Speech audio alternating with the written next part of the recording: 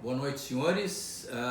Vamos aqui para a nossa segunda aula assíncrona, pré-gravada. Ainda não recebi os feedbacks da primeira, mas vamos continuar tentando assim por mais uma ou duas semanas para ver se as coisas andam bem. Na aula de ontem, nós conversamos sobre a parte final da teoria específica para a tutela de urgência, né? Aquela ênfase que o legislador dá para o perigo da demora, que é a base da tutela de urgência, né? A tutela de urgência só existe em função do perigo da demora, então que ele, por vezes, pode até prevalecer sobre o fumus boni iuris, né? Então, nas outras aulas nós falamos sobre uma teoria geral, sobre toda a tutela provisória, formatação de petição inicial, poder geral de cautela, análise de prova, as classificações básicas e tudo mais, né? Autonomia, né? Depois nós entramos agora numa teoria geral, nas disposições gerais de uma tutela de urgência, então nós estamos do geral para o particular, caminhando gradativamente para o dia de hoje, né? Para o que a gente vai conversar a partir de agora. Na aula de ontem, só para dar aquela recapitulada que eu faço sempre com vocês, na aula de ontem nós estávamos conversando sobre um pouco de história, né? Nós conversamos sobre os zumbis, né? Que devem ser ressuscitados pelo artigo 301, falamos um pouco de arresto, de sequestro, as diferenças entre um e o outro, por que eu implico tanto com esse dispositivo, expliquei os motivos históricos, né? De por que eles foram, de como eles foram colocados, quer dizer, não é culpa deles, eles são institutos, todos eles, arresto, sequestro, rolamento e protesto por alienação de bens, são medidas muito anteriores ao Código do Zaid. Mas o problema não é o fato de eles serem anteriores, é que é o ambiente em que eles foram inseridos. Citei como exemplo o decreto de alienação fiduciária, um decreto, a meu ver, totalmente inconstitucional, jamais que poderia ter sido recepcionado por uma ordem democrática. Acho que até que eu li até o pórtico para vocês entenderem os fundamentos e quem assina, né, o simples fato da existência desse pórtico já implicaria numa não recepção pela Constituição de 1988, né? E principalmente no que redunda a alienação fiduciária e a busca e apreensão, e não só a busca e apreensão, mas a busca e apreensão como forma de realização de arresto, sequestro e arrolamento, que é uma violência, uma visão, digamos assim, antiga, pré-Pacto de San José da Costa Rica, que praticamente mitigaram. Então, talvez a grande pena para o decreto 911 seja o fato dele estar cada vez mais em desuso, né? Não tiveram coragem de julgá-lo inconstitucional, mas aos poucos, né, o desenvolvimento dos direitos humanos acabou prevalecendo muito corretamente, diga-se de passagem, sobre essas normas processuais, aquilo que eu chamo de entulho autoritário, né, de uma herança que a gente não gosta de lembrar, e aí estabelecemos de qualquer forma uma base histórica para, digamos assim, que por si só já seria suficiente para rejeitar esse artigo 301, mas ele está lá, então de uma certa forma o CPC do Buzaid sempre estará nos assombrando de alguma forma. Esse é o primeiro ponto. Segundo ponto, se não me engano, eu falei do artigo 302. O artigo 302 é um artigo mais divertido, porque ele é exatamente o problema da prevalência do periculum in mora, né? Se eu tivesse uma expressão chave, né? Eu gosto sempre de cada artigo que eu falo nesse pente fino, nessa fase do semestre que a gente faz um pente fino na tutela provisória, já está acabando, mais uma aula acaba, mas se eu pudesse dar um nome, né, uma expressão chave para esse artigo 302, eu chamaria a pressa inimiga da perfeição. Por que eu chamaria assim? Porque ele é exatamente a consequência de você dar medidas assodadas baseado exclusivamente no perigo da demora. É um artigo que nem é muito usado, né? Os juízes preferem indeferir a tutela do que correr o risco de aplicar isso. Mas assim, às vezes é inevitável que vocês decretem essa liminar. Quem for o futuro juiz vai me entender bem. Às vezes você não tem saída. A situação fática é tão absurdamente urgente que o cara crava a faca no teu peito e diz assim, olha, ou você me dá a liminar ou alguém vai morrer. Então aí você, claro, você dá a liminar, corretíssimo, não há nada que você possa fazer. Só que aí, pá, ups, foi mal, mudei de ideia. E aí o que acontece? Você tem as indenizações. O artigo começa mal, o artigo começa tentando salvaguardar o juiz de tal forma que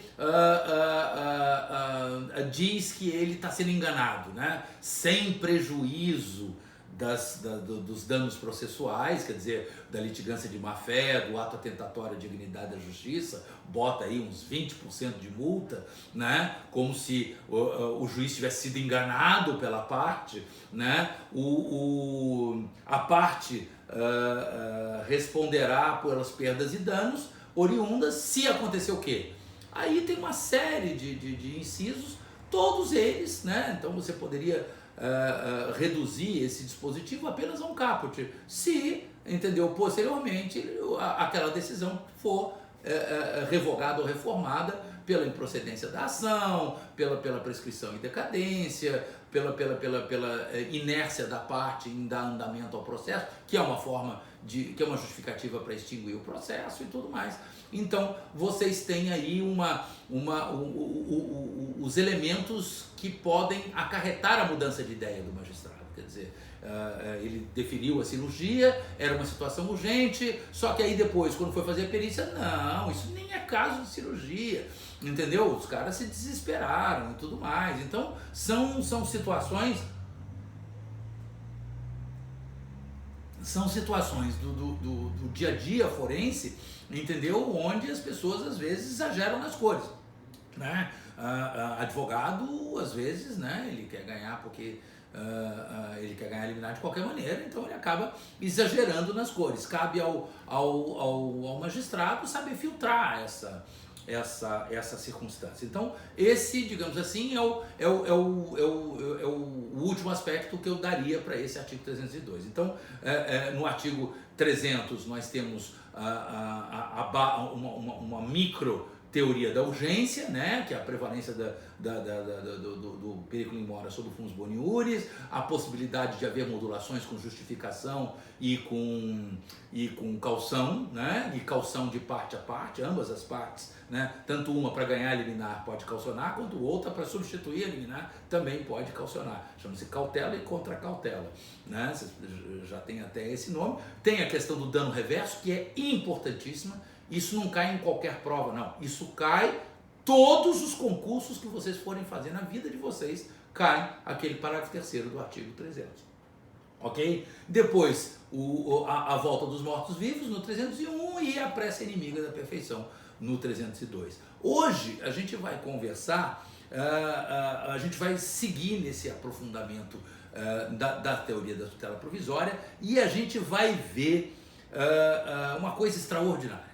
A gente vai ver a razão de ser daquela minha primeira advertência que eu fiz quando a gente começou esse Pente Fino, quando eu estava tratando com vocês sobre o porquê que o nome do livro 5 da parte geral do Código de Processo Civil, tutela provisória, por que ele se chama isso? E aí eu contei para vocês uma grande fogueira de vaidades que cercou as idas e vindas desse livro, né? Houve um momento em que não era tutela provisória, era tutela antecipada, o que facilitaria muito, acabaria com a discussão entre cabimento cautelar e cabimento, e principalmente essa discussão é importante porque ela acabaria com isso que a gente vai falar agora, porque agora a gente vai falar de tutela antecipada. Entendeu? E se a gente fala de tutela antecipada, a gente não dentro de um capítulo só de tutela antecipada, a gente não precisaria falar de tutela cautelar, já que quando você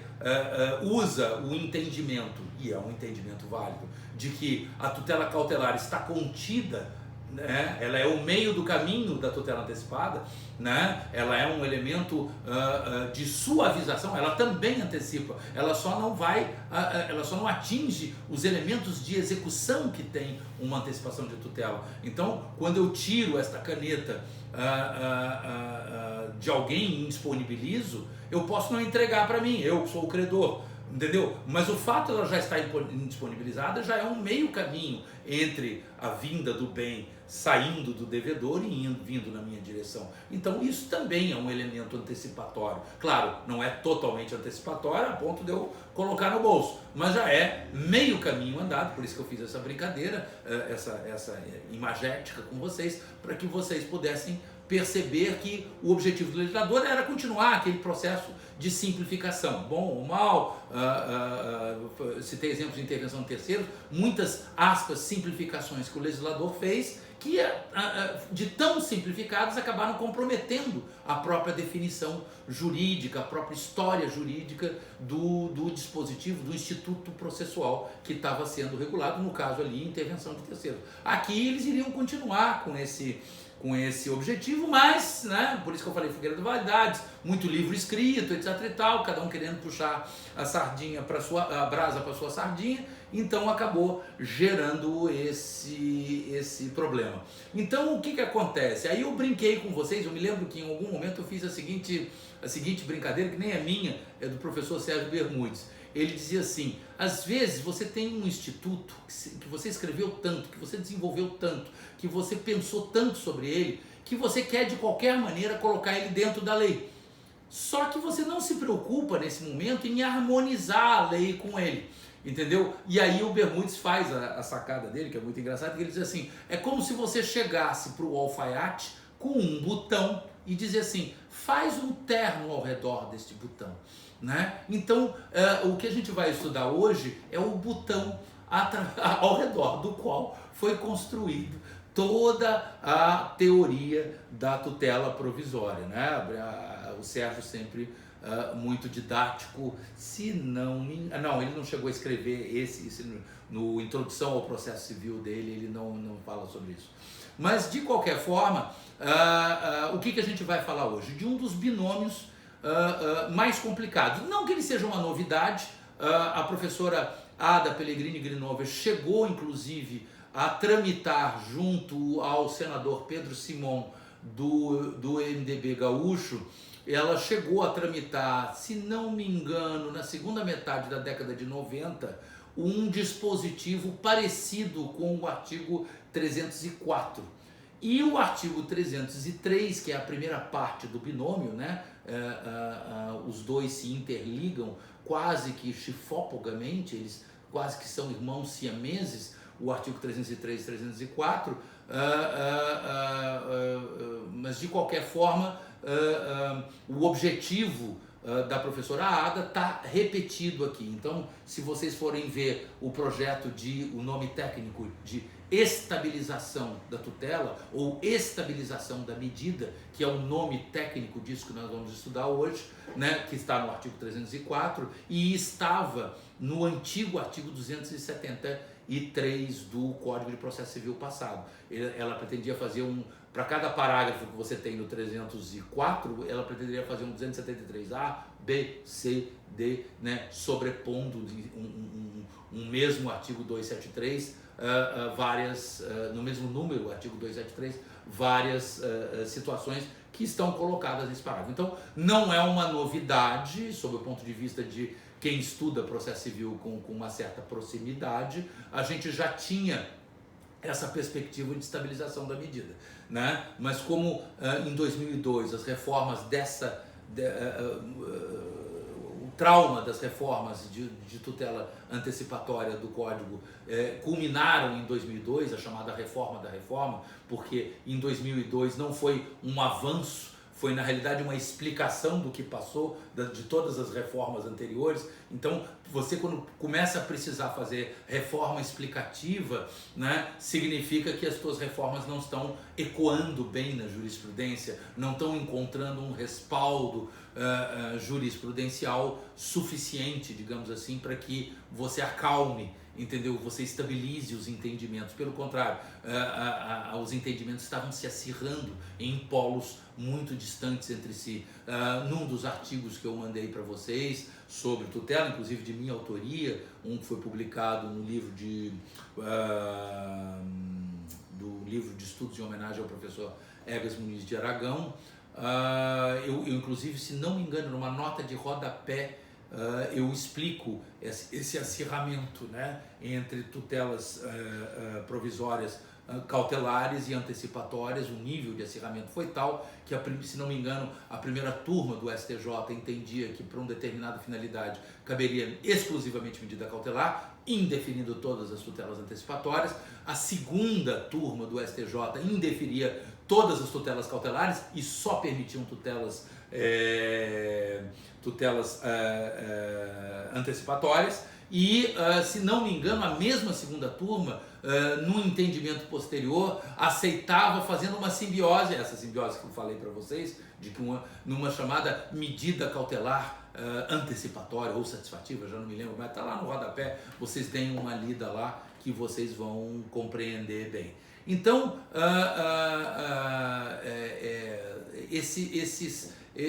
acabou não vingando o projeto da professora Ada Pellegrini Grinover. Em 2005 e 2006 vieram reformas mais preocupadas com o processo de execução, né? Foi quando foi criado o cumprimento de sentença, então deixou de haver aquele segundo tempo processual, que era o processo de execução, posterior ao processo de conhecimento. Então você tinha processo de conhecimento, depois você tinha processo de execução. Pegaram o processo de execução, trouxeram para dentro do processo de conhecimento e transformaram em cumprimento de sentença. Então a execução de título judicial veio para dentro do processo de conhecimento e a execução por título extrajudicial seguiu a sua autonomia. Mas de qualquer maneira, 2005, 2006 foram as tramitações finais, e aí a partir daí, diante dos acirramentos e de tantas reformas, etc. e tal, aí começou realmente a se falar na necessidade de um código novo. O que, aliás, já deveria ter sido feito desde 2002, quando foi preciso fazer essa reforma explicativa, digamos assim. Então, vamos falar sobre esse botão, né? O Código de Processo Civil, nesse artigo 303, eu prefiro falar primeiro do capítulo 2, do procedimento da tutela antecipada requerida em caráter antecedente. Então, a tônica é a tutela antecipada, e ele explica não o procedimento, porque o procedimento vocês já sabem, mas é o procedimento que interessa, e, volto a dizer, é o mesmo que interessava a professora Ada Pellegrini Grinover no seu projeto lá do final da década de 90, qual seja o procedimento de estabilização da medida da tutela antecipada. E estabilização da medida, o que é? É quando você satisfaz de tal forma que não há sentido lógico em continuar discutindo. Vamos falar sobre isso, né? Inclusive, do ponto de vista histórico, que isso vem do direito francês, né? E vem do direito francês, não é uma coisa moderna do direito francês. Isso é algo que remonta, se não me engano, o início, a primeira década do século XVIII. Nós estamos falando de quase de 100 anos antes da Revolução Francesa, quase 100 anos antes da Revolução Francesa, que já tem aí os seus 200 e poucos anos. Então, só para você ter uma ideia de que nós estamos falando de algo que tem aí perto dos 300 anos de vida, ok? Então, eles têm esse costume, eles têm essa maturidade já para saber lidar com a estabilização da medida, né? Vamos ver como é que eu consigo incutir isso em vocês. Então, primeira perna do binômio, artigo 303, que é uma definição genérica de tutela antecipatória, ok? E depois vem a definição de estabilização da medida em algumas situações de tutela antecipatória. O que diz o dispositivo? Nunca é um dispositivo fácil de ser interpretado. Nos casos, né, já começa logo na primeira frase, vamos lá. Nos casos em que a urgência for contemporânea à propositura da ação, a petição inicial pode, e esse pode salva todo o capítulo, uma palavrinha só, coisa engraçada, né? Pode, porque você faz se você quiser, limitar-se ao requerimento da tutela antecipada e à indicação do pedido de tutela final, com a exposição da lide, do direito que se busca realizar e do perigo de dano ou risco ao resultado útil do processo. O que nós temos aqui? Fumus boniuris e periculum in mora, ok? E a definição de qual vai ser a lide, isto é, o que eu vou discutir se isso for até o fim, entendeu? Então você tem que determinar bem claro qual é o fundamento daquele litígio, que é a lide, ok? A pretensão resistida, como dizem os mais puristas, né? Então, qual é o motivo da pretensão resistida que forma a lide? Então, ele tomou um bem que era meu, ele avançou num terreno que era meu, ele não quer me entregar o carro que eu comprei. Então, você tem aí o elemento da lide, tanto é que vou ajuizar posteriormente uma ação de cunho condenatório para obter indenização, uma ação de cunho indenizatório para conseguir o próprio bem, entendeu? Então, em suma, eu vou ter uma situação onde eu consigo descrever qual vai ser o objeto da controvérsia. E depois estabelecer, claro, uma antecipação dos meus argumentos no sentido do fumus boniuris e do periculum in mora, sabendo que, sendo urgência, eu tenho que ter uma preponderância do periculum in mora. Mas, sendo antecipada, eu também tenho que ter um fumus boniuris mais encorpado. Como vocês sabem, a antecipação de tutela é um elemento satisfativo de uma futura execução de mérito. Então, claro que, quando ela é cautelar, a urgência prepondera absurdamente sobre o periculum in mora, sobre o fumus boniuris. Na antecipação de tutela, como eu já tenho um elemento de urgência muito grande, entendeu? Mas eu tenho que ter um fumus boniuris, né, encorpado, como diz a professora Tereza Alvim, cautelar fuminho, né, antecipatória fumão, né? Então você tem que ter um fumus boniuris mais encorpado, mas lembrando,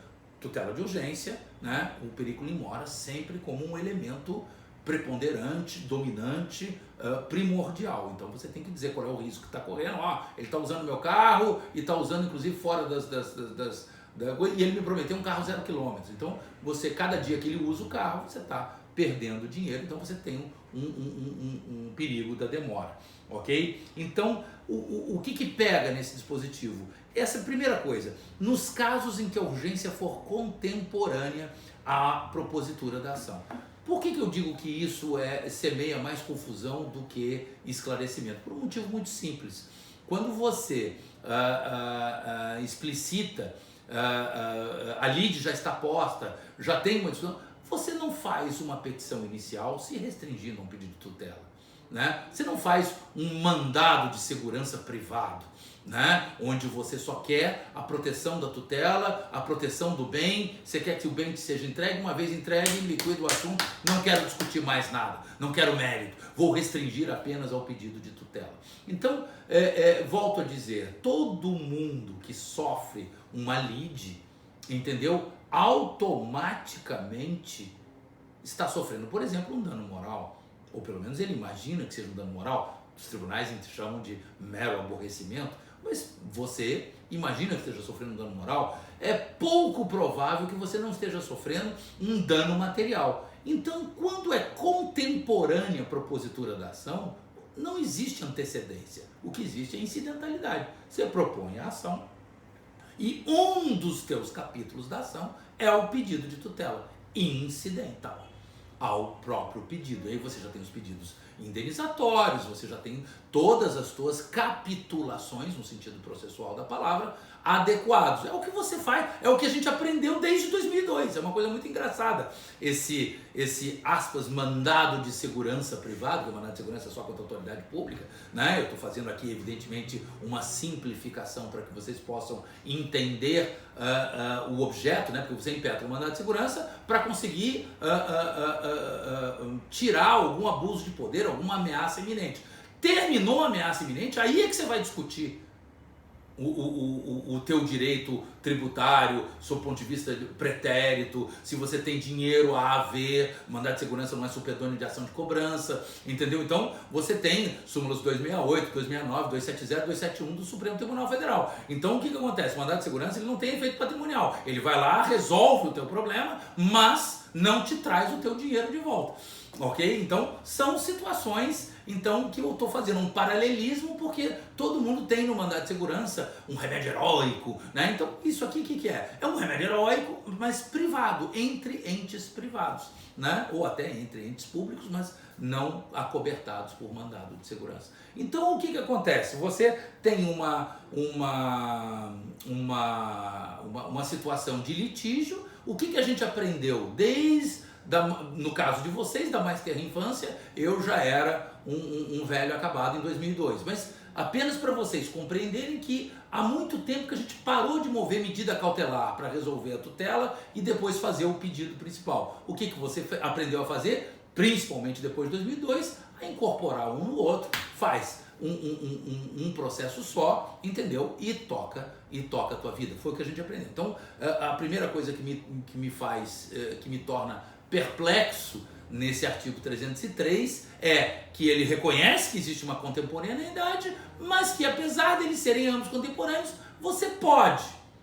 Tá, mas eu posso o quê? Só pedir a tua tutela, restringir a tua petição àquela que eu ensinei para vocês ali nos artigos 298 e 299 do Código de Processo Civil. Aquela petição onde você só pede a tutela. Olha, eu só estou pedindo a tutela, entendeu? Não há ainda uma ação dita principal, não há ainda uma emenda para um pedido dito principal, não e não. O que você tem é apenas o pedido de tutela. Primeiro capítulo, olha, ele está me ameaçando disso, ele me ameaçou aquilo, a lide, entendeu? Onde você já declina quais serão os teus pedidos, ou pelo menos já dá um panorama de quais serão os teus pedidos, o teu fumus boniuris, o teu periculum in mora e o teu pedido de tutela. Olha, eu quero que você busque e apreenda o carro, eu quero que você retire ele do meu terreno, eu quero que você faça cirurgia, porque nós estamos falando de antecipação, mas não estamos falando de cautelar. Então, tudo tem execução no meio, ok? Então, ele está te recomendando que você faça o quê? Uma petição que se restringe ao pedido antecipatório, ponto, ok? O que salva? A palavra pode, né? Você pode fazer isso, ou então, né? Isso não está escrito no dispositivo, ou então, se você não quiser fazer isso, você faz a tua receita que vocês aprenderam, que é o que vocês exercitam no escritório modelo e tudo mais. O que é que vocês exercitam? Propõe a ação e no corpo dela, incidentalmente, pede a tutela provisória, antecipada, cautelar, aí que vocês quiserem. Mas assim, o fato dele estar prevendo a antecedente significa que ele já está dizendo qual é a incidente, ok? Apenas vocês entenderem que o legislador, quando fala alguma coisa e é uma espécie uma espécie de duas espécies, entendeu? Então o que acontece? Ele está, né, essa palavra pode, ele está regulando todo o universo da incidental e partindo do princípio que todos nós já sabemos que 99% dos casos, por isso que eu chamo isso de um botão, né? Em 99% dos casos você não faz só um pedido de tutela, você faz o pedido, propõe a ação, já recolhe as custas, já prepara a citação e já pede, até porque você tem outras lides, dano moral e alguns danos materiais que você já sofreu. Então, se a gente conhece bem, né, a gente teria que abrir aqui um parênteses para falar um pouquinho sobre essa antropologia litigiosa do brasileiro, né? Nós somos latino-cristãos, então nós temos uma alma litigiosa que nos mais das vezes inviabiliza a mediação e a conciliação, né? E sob todas as suas formas. Então, o que acontece?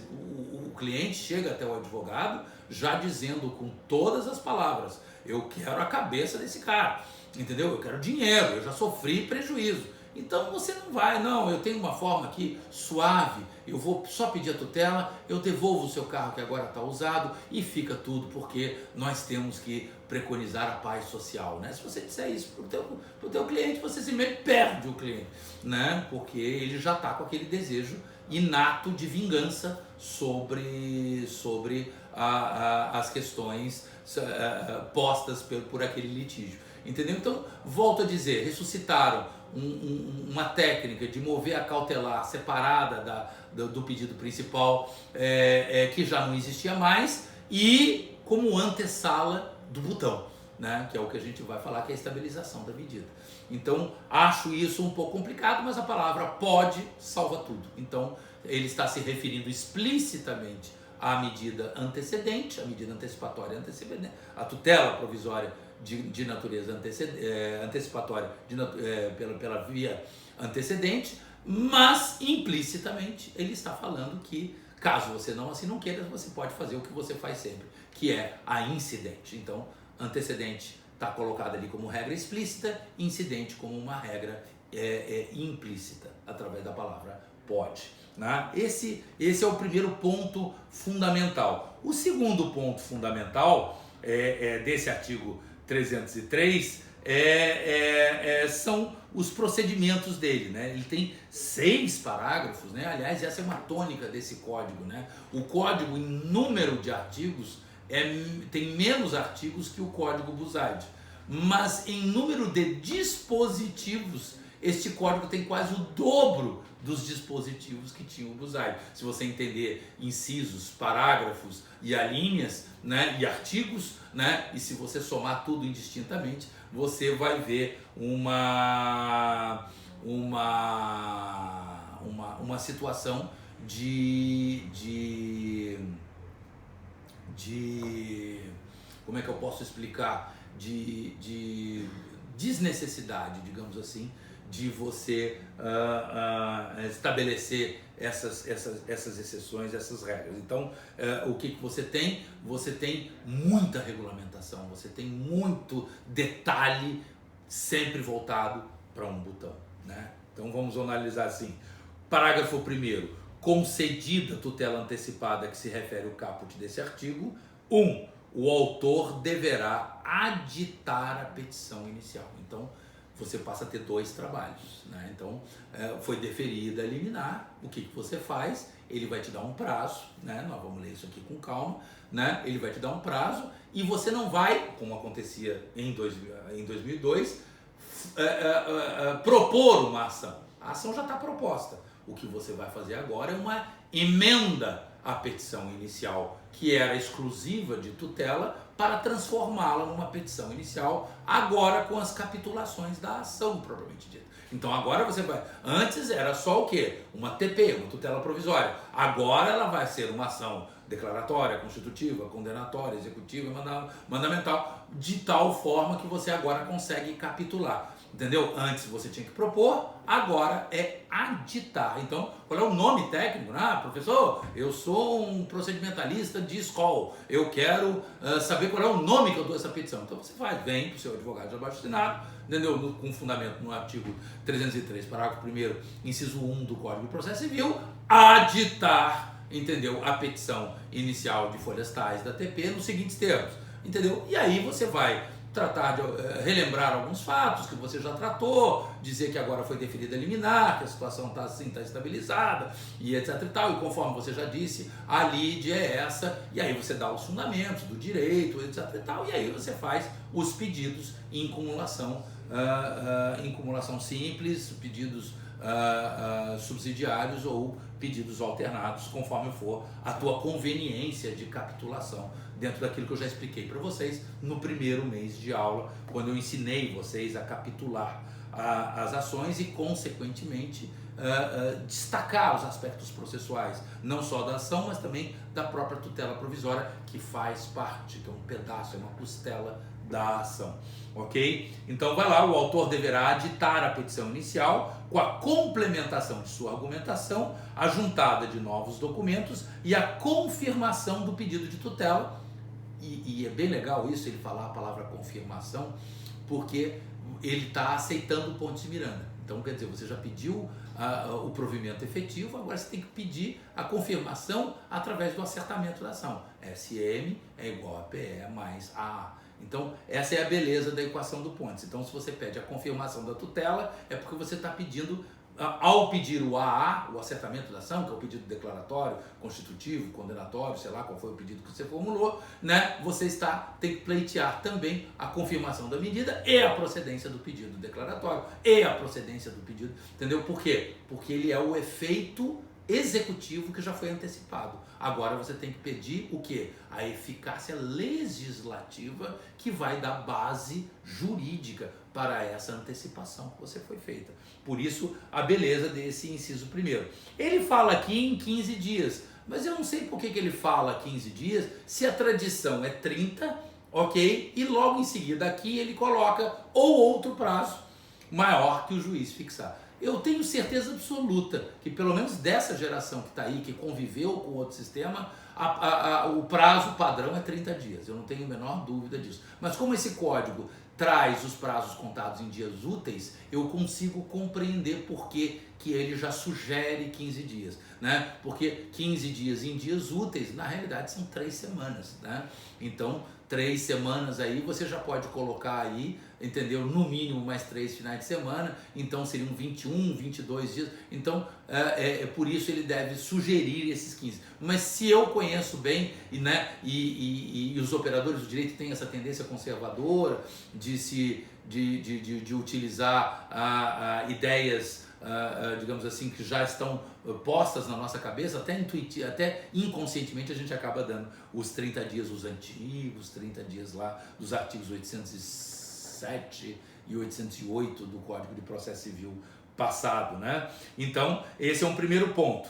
Segundo, aí segue o rito lá do procedimento ordinário. Nem precisaria ter esse artigo 2º, porque inclusive ele já faz uma referência, né? O réu será citado e intimado. Por que citado e intimado? Porque ele é citado para comparecer ao processo e se defender, que é uma eficácia, e intimado para quê? Para comparecer a uma audiência de conciliação ou de mediação, lá do artigo 334. Mas isso já está escrito lá. Mas é aquela história. Esse código multiplicou o número de dispositivos para sempre procurar ser didático, não deixar nenhuma referência, né? Então, o que você tem aqui no inciso 2, na realidade, nada mais é do que uma nota de rodapé. Não é bem um inciso. É uma nota de rodapé dizendo assim, veja lá o artigo 334 e segue o procedimento lá. Ok? Não havendo autocomposição, o prazo para contestação será contado na forma também do artigo 335. Então, na realidade, 2 notas de rodapé e não 2 incisos. Claro, eles utilizaram incisos porque é uma norma, mas nenhuma observação que vocês já não tenham lido lá no processo de conhecimento, que vocês já não saibam que seja típico do processo de conhecimento. Por quê? Porque uma vez aditada, qual é o rito?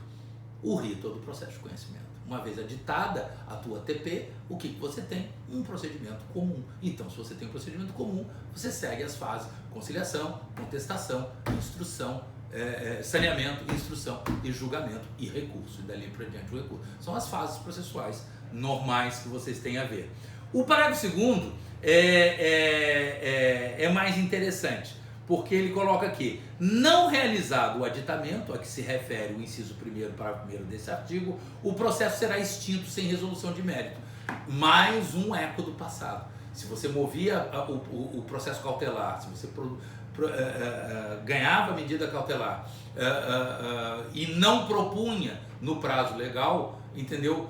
Entendia a tua desistência daquele procedimento preparatório, daquele procedimento preventivo, né? Existiam 2 tipos de cautelares quando elas eram antecedentes, você tinha o preventivo e o preparatório, mas não vem ao caso aqui, isso é uma coisa que a gente discute muito em pós-graduação, mas isso já é uma coisa que já passou, não vou trazer isso para discutir com vocês, a diferença entre prevenção e preparação de uma ação, é que aí tem o prazo de 30 dias e tinham outras que não tinham prazo nenhum. Ok? Eu ganhava liminar, mas o meu prazo era o prazo previsto no contrato. E o contrato ainda estava em vigor, eu só consegui consertar o contrato com aquela medida cautelar. Então, eu só moveria a ação se necessário fosse. Então, essa não era uma ação preparatória. Voltando aqui, houve uma pequena interrupção. Então, o que acontece?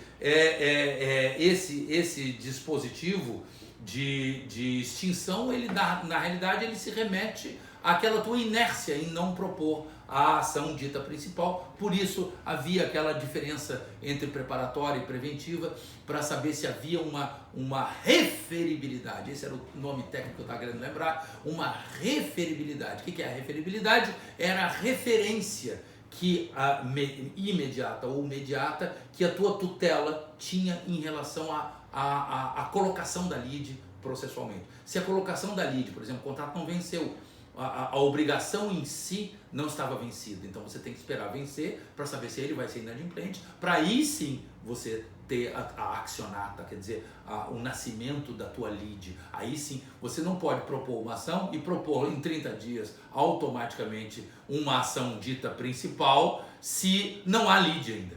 Entendeu? Se você não sabe se o contrato vai ser descumprido ou não, ou tem alguma outra implementação dessa lide. Então, por isso que o legislador fazia essa diferenciação, e por isso, fosse ela preparatória, não está essa distinção não está colocada aqui, porque isso era típico lá do processo cautelar, referibilidade, todos aqueles conceitos, meu Deus do céu, que eu era obrigado a ensinar nos anos 90 e 2000, entendeu? Agora, graças a Deus, eu não preciso ficar voltando a esse assunto.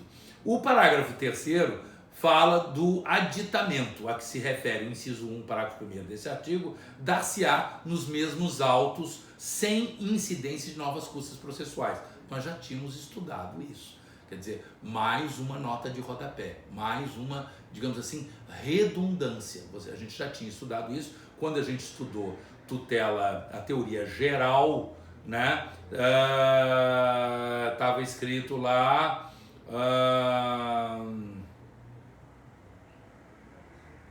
no artigo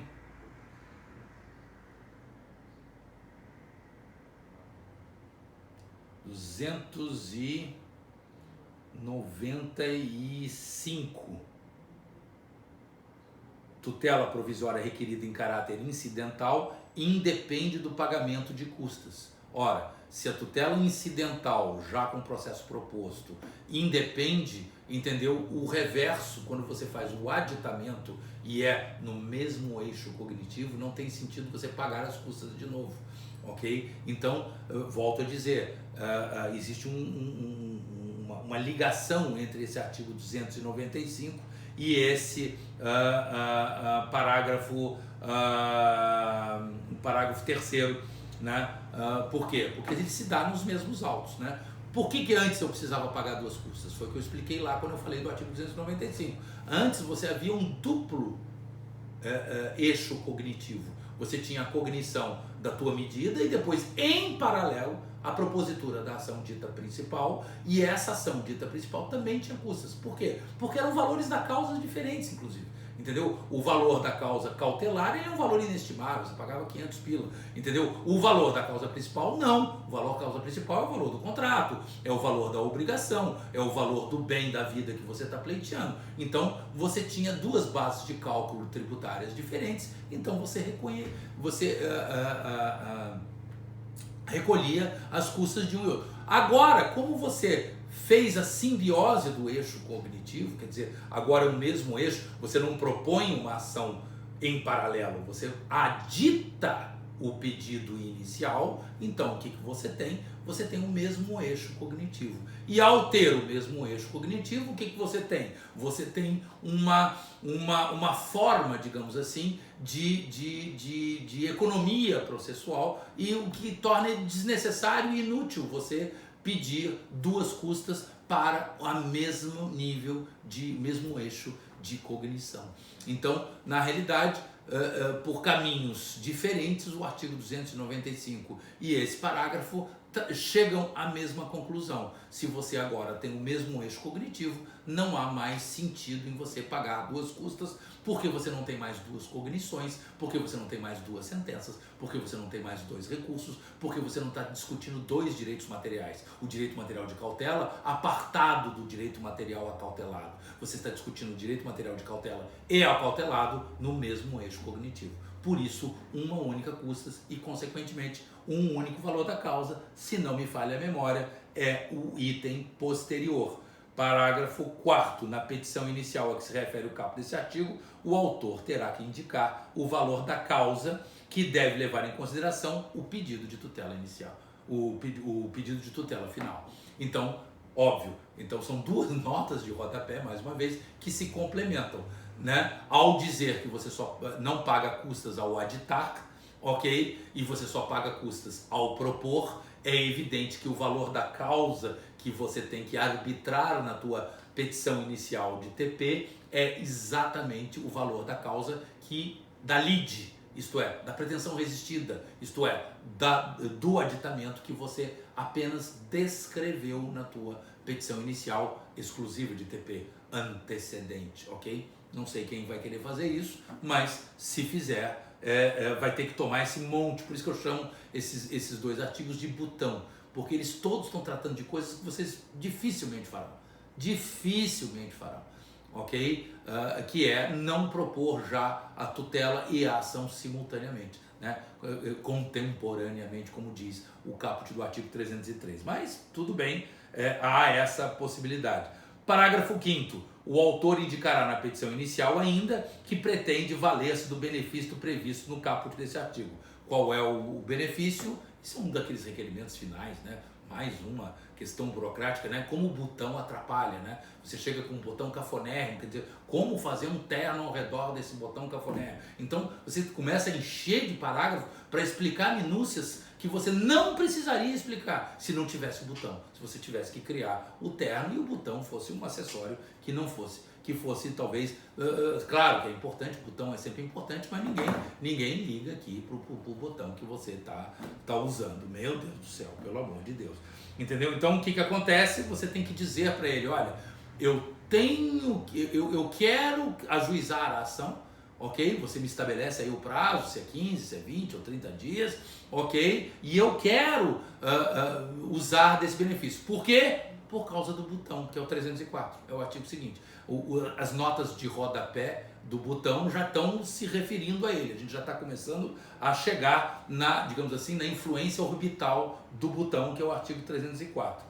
Parágrafo 6º e último, caso entenda que não há elementos para a concessão da tutela antecipada, poder geral de cautela, artigo 297, quer dizer, ele analisa a prova, ele hierarquiza a prova, ele chega à conclusão de que, pelo menos para antecipação, que é provimento efetivo, que é satisfação, ele analisa dano reverso, parágrafo 3º do artigo 300, então ele vê que mesmo ele tendo os elementos de convicção, o dano para outra parte vai ser muito pior do que conceder para você. Então, feitas todas essas análises, então, portanto, há elementos para não conceder a medida, o órgão jurisdicional, o juiz, né? O órgão jurisdicional determinará a emenda da petição inicial, que não é engraçado que lá ele falou em aditamento, agora aqui ele fala o correto, que é a emenda da inicial, em 5 dias, sob pena de ser indeferida e do processo ser extinto sem resolução do mérito. Olha só quanto problema que o botão nos traz, né? Vocês têm uma possibilidade que só gera necessidade de se preocupar com todo tipo de detalhe que você não se preocupa se você ajuiza os dois simultaneamente.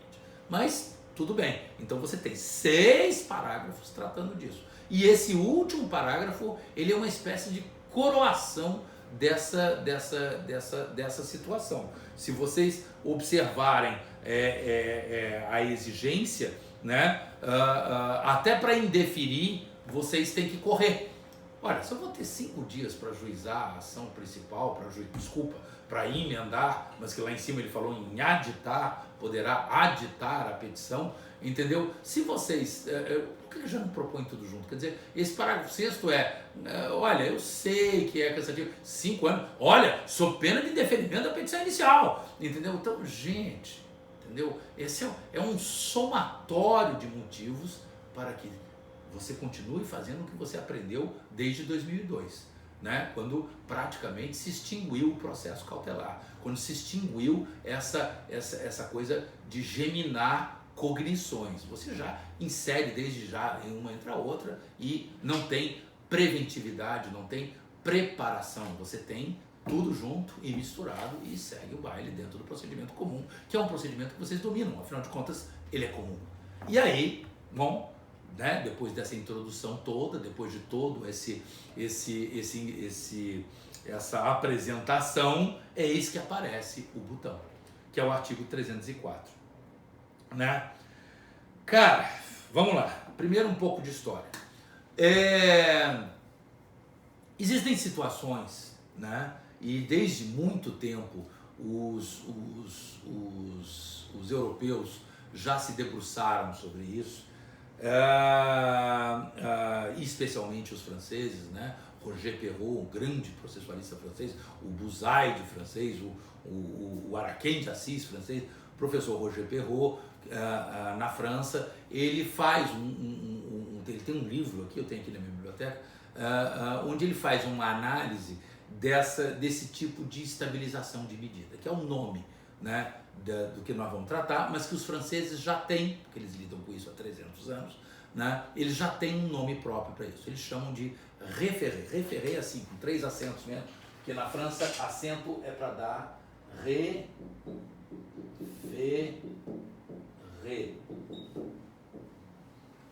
Né? O que é o référé?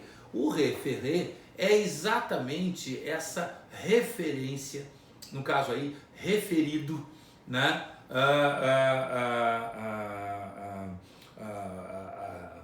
Eu falei agora há pouco a definição do Luiz Guilherme Noni, a referência que uma tutela tem em relação ao pedido principal, né?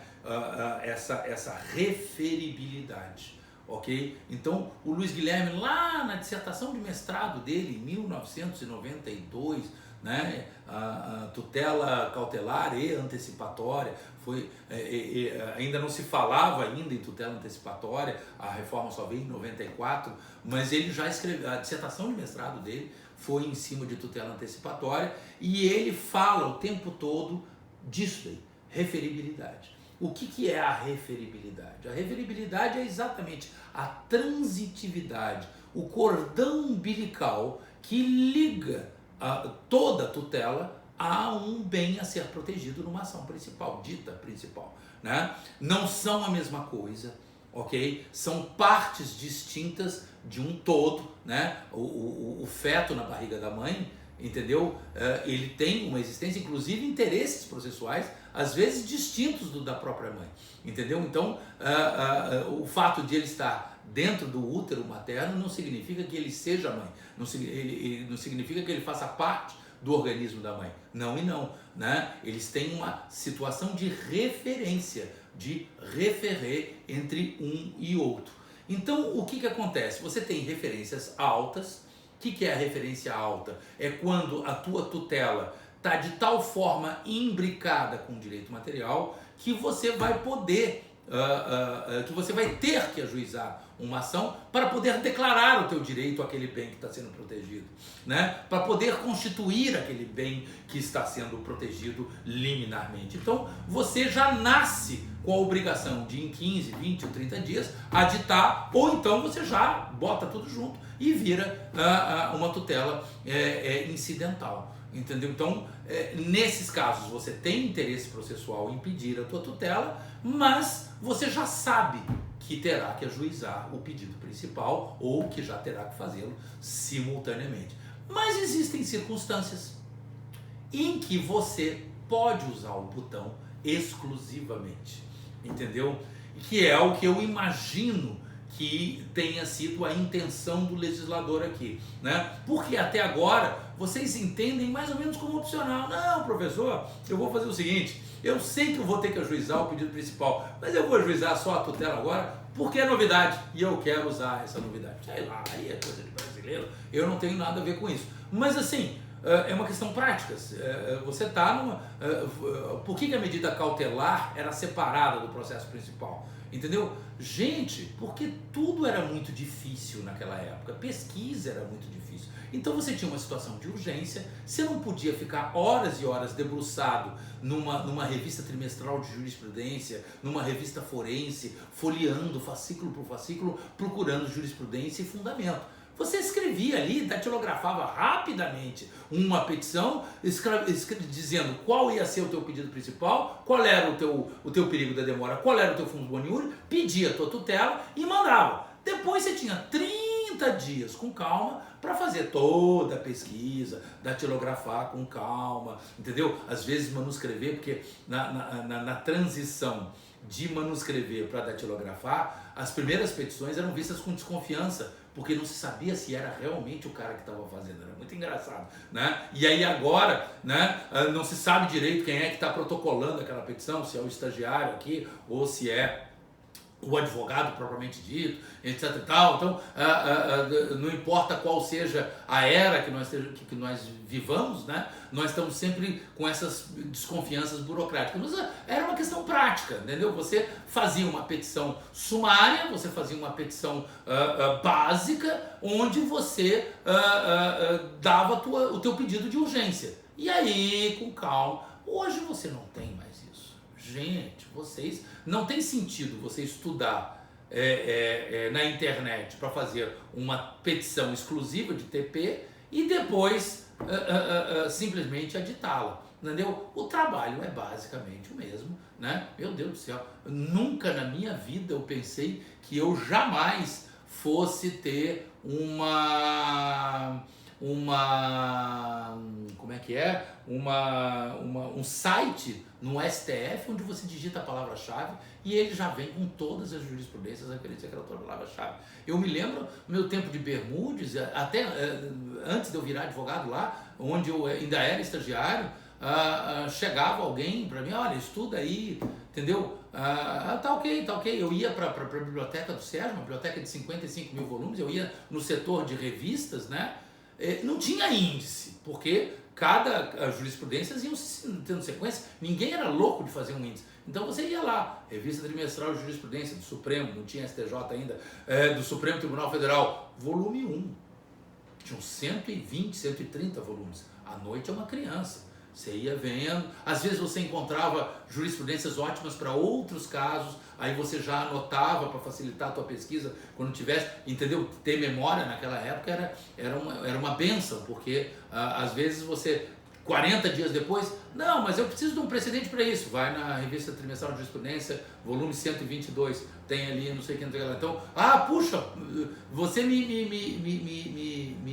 facilitou a vida em pelo menos 48 horas, que eu ia demorar até chegar nesse volume. Então, a gente estudava mais, mas em compensação demorava mais. Hoje não tem sentido você fazer uma petição divorciada da outra, exceto numa situação.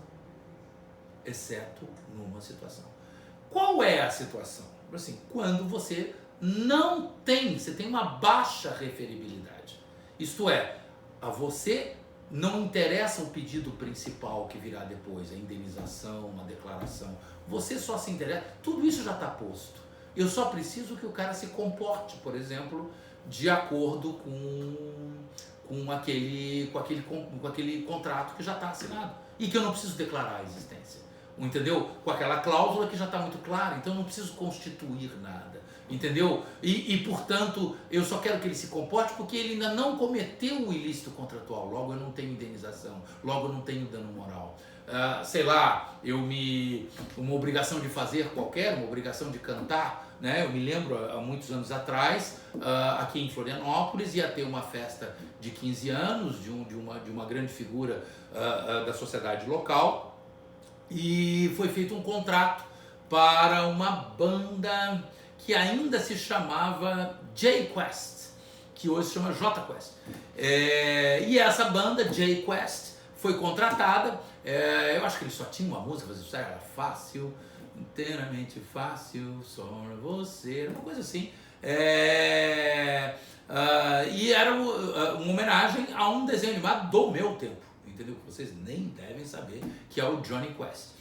Né, do Bandit, do Dr. Benton Quest, entendeu? Do Had e tudo mais. Vocês nem sabem do que eu estou falando, procurem no Google, se não é problema meu. Então, o que acontece? Essa banda tinha que se apresentar no dia, acho que era aniversário de 15 anos da menina. cara fez uma festa fantástica, os jardins ficaram todos iluminados, tinha um puffs colocado, foi aquela noite, ia ser aquela noite perfeita, tinha um palco para eles se apresentarem. Só que, se não me falha a memória, saiu no jornal, na Folha de São Paulo, alguma coisa, um anúncio dizendo que no dia do casamento o Jay Quest estaria em outro lugar. Entendeu? Não me lembro direito se era isso, mas era um compromisso duplo. Opa, não pode, o contrato prevê a banda inteira e tudo mais. Recebi, era fax ainda, eu recebi o fax no meu escritório, ajuizei uma ação de obrigação de fazer, o juiz deferiu eliminar, viajei a São Paulo, distribuí a precatória, hoje tudo é eletrônico, olha que beleza, entendeu? Cheguei no escritório do empresário, um oficial de justiça, dizendo assim, olha querido, quer cumprir? Cumpre, não vai acontecer nada com você. Não quer cumprir, é 10 pau por dia enquanto não cumprir. E isso é dinheiro. Na época, então, era dinheiro pro cacete. Então, imagina, o dólar estava emparelhado com o real, então um real era $1, até mais. Então, o que acontecia? 10 mil era 10 mil dólares. É dinheiro pra caramba. Entendeu? E aí, já entrou, saiu do avião aqui em Florianópolis cantando fácil. Realmente fácil. Então, veio tudo, foi um sucesso. No dia seguinte, foto nas colunas sociais e tudo mais. Segunda-feira, o que eu vou fazer? Entendeu? O contrato foi cumprido, né? Não houve prejuízo. Dano moral, esse é o típico mero aborrecimento, porque o contrato acabou sendo cumprido ao tempo e modo adequados. Eles foram profissionalíssimos, deu tudo certo, cantaram bem, até a roupa eles usaram a roupa prevista no contrato, tudo perfeito. O que você vai fazer? No sistema antigo, eu teria que ajuizar uma ação em 30 dias para declarar, para dar o AA do meu PE, que eu já tinha conseguido. Entendeu? E nesse caso, não era um caso de eu passar 10 anos. O que eles iam contestar? Entendeu? Como é que seria essa ação? Então, esse é o conceito do referente, entendeu? Dessa referência, ou como diria o Luiz Guilherme Malinoni, essa referibilidade entre a lide de urgência e a lide dita principal, entre o direito material de cautela, entendeu? E o direito material acautelado, entendeu? Então, o que significa esse referido aqui? É exatamente, às vezes você não tem referência, você não tem necessidade, entendeu? Por isso que eu chamo de botão. É muito raro isso. Acontece? Acontece. Mas você colocar como regra, e eu ainda tenho que ensinar para vocês, olha, isso aqui está sendo colocado aqui como regra, mas não é regra, é exceção. Então vocês têm que intuir qual é a regra verdadeira, entendeu? Que é o que vocês estão acostumados a fazer, que é o que vocês têm mais familiaridade, entendeu? Porque os caras resolveram positivar a exceção como se regra fosse.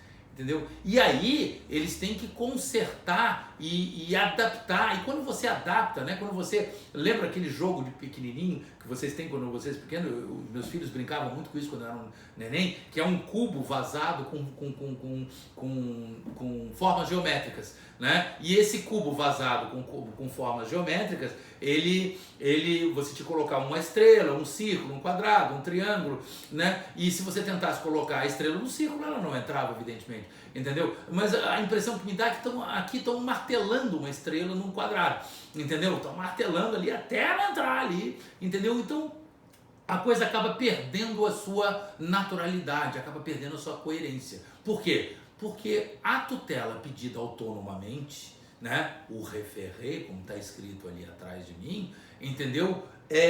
A tutela pedida autonomamente, ela é apenas um pé, ela não tem ar, ela não tem o elemento legislativo, o elemento que dá confirmação, é o elemento que dá definitividade a ela. O que dá definitividade a ela é a estabilização da lide no comportamento das partes, no querer das partes, mas não sob o ponto de vista formal e processual.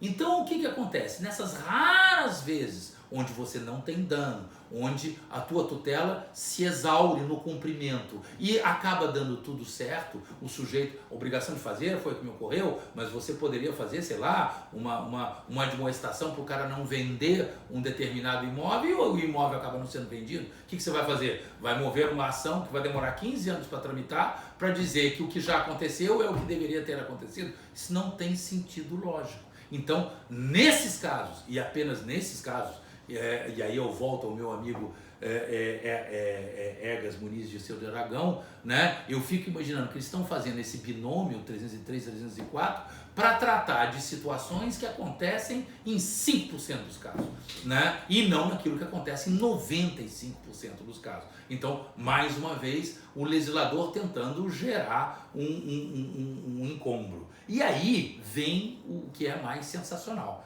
já me encaminhando para o final da nossa conversa, né? Que são os parágrafos. Então vamos lá, a tutela antecipada, concedida lá nos termos do artigo 303, antecedente, ok? Então eu avisei para o juiz, olha, eu estou comovendo em caráter antecedente, quero que você decida para usufruir dos favores do artigo 304. Ok? Então tá lá, a tutela antecipada, concedida nos termos do artigo 303, torna-se estável se da decisão que a conceder não for interposto o respectivo recurso. Primeiro ponto. Não é só o recurso, entendeu? Se o sujeito já entra contestando e você angulariza a relação processual, entendeu? O que você tem, você já tem uma lide posta. Entendeu? Você vai ter que editar rapidamente, o outro vai ter que ratificar a contestação, mas a coisa entra no seu ritmo normal. Segundo, vamos supor que ele opte apenas pelo recurso. O que o recurso tem a ver com a estabilização da medida? O recurso só tem a ver com a estabilização da medida em uma circunstância.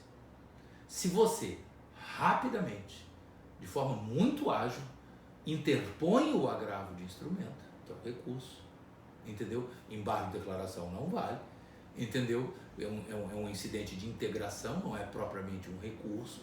Então você entra com um agravo e aí sim faz sentido, você obtém o efeito suspensivo. Obtive o efeito suspensivo. Opa, para tudo. A lide continua, a tutela continua, fica tudo em suspenso. Então você tem que ir, agora a discussão vai ser longa. Aí faz sentido. Ok? Mas não tendo obtido o efeito, interpôs o recurso. Mas a cirurgia aconteceu já. Entendeu? O remédio já foi entregue. Já satisfez. O PE já satisfez integralmente. De tal forma que o AA se tornou até irrelevante. Entendeu? O elemento declarativo se tornou até irrelevante. Esse recurso tem o condão de não estabilizar a medida? Eu, Eduardo de Melo e Souza, e só eu, entendeu? Entendo que não. Você continua podendo. Porque o que aconteceu? O objetivo da estabilização da medida é ter uma medida estabilizável. Entendeu? Se você estabilizou a medida, entendeu? Acabou. Pode interpor o recurso, pode fazer o que você quiser, aí você vai recair nas regras que nós vamos ler até agora. Por isso que eu acho, e apenas eu acho, quer dizer, aqui, se você interpretar literalmente, bastou entrar com agravo de instrumento, já perdeu a possibilidade de estabilizar, portanto você vai ter que aditar, portanto vai ter que seguir o procedimento comum e vai ter que seguir rumo a uma sentença de mérito. Não tem saída, botou o recurso. Eu acho que precisa mais do que o recurso. Você precisa impedir a eficácia. Porque o que é o referer, se não a prevalência da verdade real sobre verdades formais? Entendeu? Interpor um recurso é uma verdade formal. Entendeu? Fazer uma cirurgia é uma verdade real.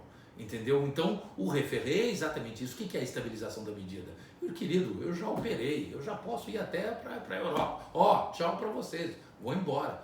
Entendeu? Então, é uma situação em que, volto a dizer, se em 95% dos casos, entendeu? A parte vai interpor o recurso. Mas não tem sentido, eu estou tentando ampliar a eficácia desse artigo. Eu estou tentando desesperadamente, não sei se vocês estão entendendo o que eu estou falando, eu estou tentando desesperadamente fazer com que esse artigo se aplique além daqueles 5% que o jQuest elegantemente nem recorreu. Então ali teria sentido estabilizar. Mas isso é tão pouco que acontece, tão pouco, que não tem sentido você pedir isso em concurso, né? Fazer análises profundas, porque isso é uma coisa que dificilmente é a história do botão ao redor do terno. Então, senhores, antes da gente aprofundar, vamos fazer isso na próxima aula, mas o que eu estou querendo? Eu estou introduzindo o botão para vocês e explicando para vocês exatamente esse conceito que para mim é tão difícil de entender, né? Eles, além de fazerem uma coisa que acontece muito pouco, que é a estabilização da medida apenas em situações onde vai estabilizar a medida e não vai ter nenhuma outra lide, não vai ter nenhuma outra decorrência condenatória, declaratória, constitutiva, entendeu? Então, que isso é muito raro, quase tudo tem. Além deles fazerem isso, eles ainda fazem uma coisa, uma exigência de validade desse dispositivo, desse botão, né, para que ele possa ser plenamente eficaz e abotoar, né, é preciso que a outra parte não faça aquilo que toda parte faz, recorrer. Entendeu? Eu costumo ver, olha, é muito raro alguém não recorrer de uma decisão.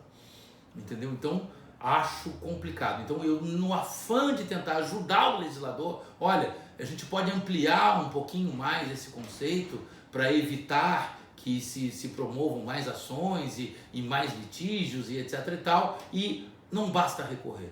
Você tem que recorrer e, de forma eficaz, suspender a estabilização da medida, porque esse é o grande objetivo, ok? Então, com o destrinchamento desse caput, eu encerro a nossa conversa de hoje, e na aula que vem a gente vai falar de rabo de porco, de orelha de porco, de focinho de porco, de pata de porco, e o que é pior, vamos chegar à conclusão de que não é um porco, ok? Que é a análise desse sistema de estabilização, o que a ADA colocou como 273A, B, C, D, E, entendeu? São exatamente esses parágrafos, mudou muito pouco em relação àquele anteprojeto lá no final da década de 90, então nós vamos conseguir, digamos assim, enxergar melhor, entendeu?